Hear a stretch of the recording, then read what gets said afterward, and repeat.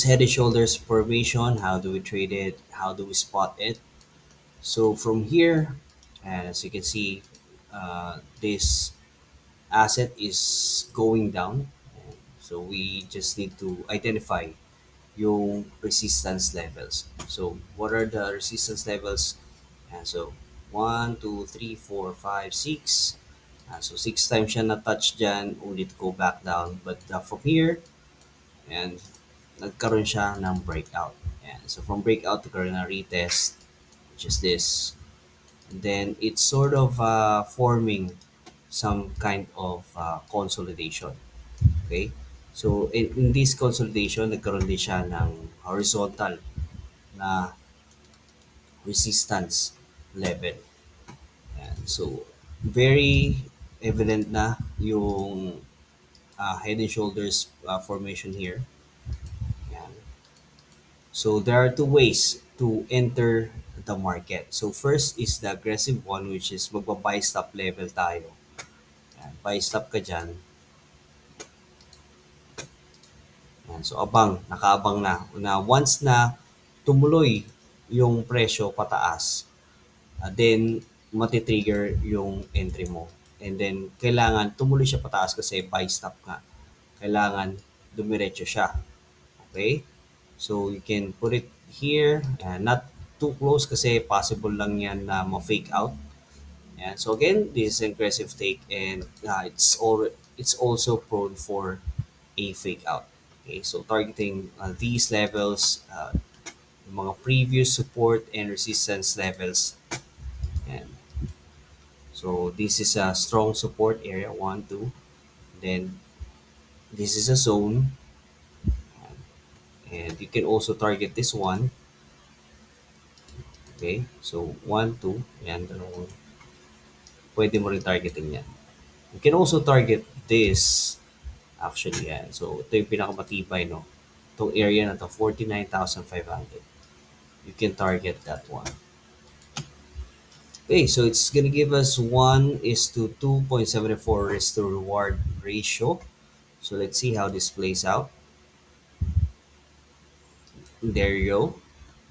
Na-hit na nga yung ating buy stop level. So another one for us to trade this is that we wait for it to have a retest. Okay? And then from that retest, mag-entry tayo dyan. No? So doon naman, buy limit naman ang tawag doon. Your stop, buray natin iba, no? So yung iba nating stop, yung stop natin should be below the breakout candle. Yan. And also, we can target this one.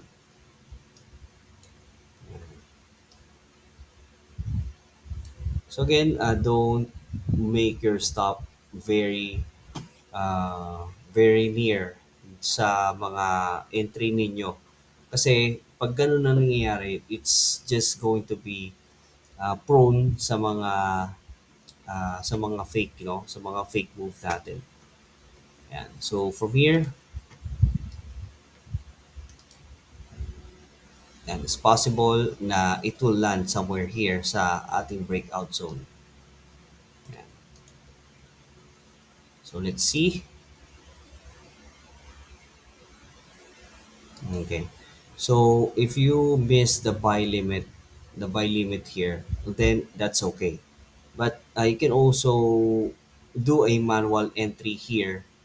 Ayan, sa level na yan. Since hindi naman talaga eksakto yung presyo, no? So it's more like a zone kapag nagkakaroon tayo ng mga ganitong breakout.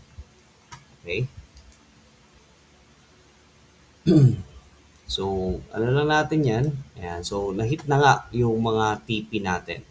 And one thing that we can do is that we can trail our gain.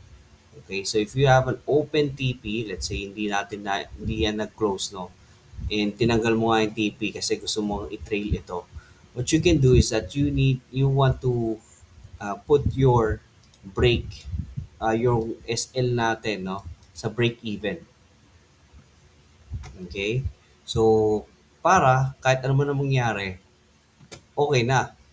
Hindi na tayo mababalikan, no? Talagang the worst case scenario is that it will just land on a break even. We're not gonna lose any profit, or we're not gonna lose our capital, and that's a very important thing. Yeah. So from here, if you are trailing, then you can just put your stop yan dyan sa may last na swing na yan. And then you can adjust your TP. Okay, so for me, 50K is actually um, okay na. No, you can take it all. You can close all of your gaining position because this is a psychological level. And that psychological level, um, it's already prone for a sudden big move down. No, okay, so let's just play it out and let's see until where ito mapupunta, no? Kung hanggang saan tayo, kung saan tayo dadalhin itong ano na to. Yan. Okay, so it's forming a new pattern here. Yan. So as you can see, levels and channels are respected. Okay. So tingnan nyo, nagkakaroon talaga ng reaction, no?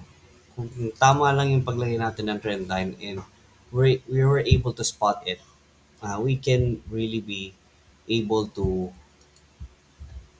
and so